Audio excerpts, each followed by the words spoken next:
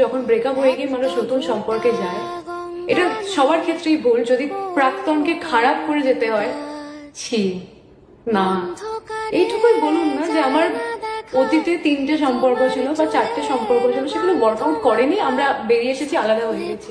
কে জানতে চেয়েছে আপনার কাছে কি হয়েছিল অতীতে? নিজের ইমেজ ক্লিয়ার করার জন্য আগে গিয়ে পিছনের মানুষটাকে খারাপ করতে হবে। তোমার চোখের শীতল আটি তাও বিছিয়ে সই।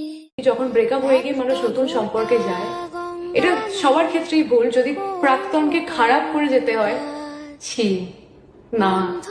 এইটুকুই বলুন না যে আমার অতীতে 3টে সম্পর্ক ছিল বা 4টে সম্পর্ক ছিল, সেগুলো ওয়ার্কআউট করেনি, আমরা বেরিয়ে এসেছি, আলাদা হয়ে গেছি। কে জানতে চেয়েছে আপনার কাছে কি হয়েছিল অতীতে? নিজের ইমেজ ক্লিয়ার করার জন্য আগে গিয়ে পিছনের মানুষটাকে খারাপ করতে হবে। তোমার চোখের শীতল আটি তাও বিছিয়ে সই।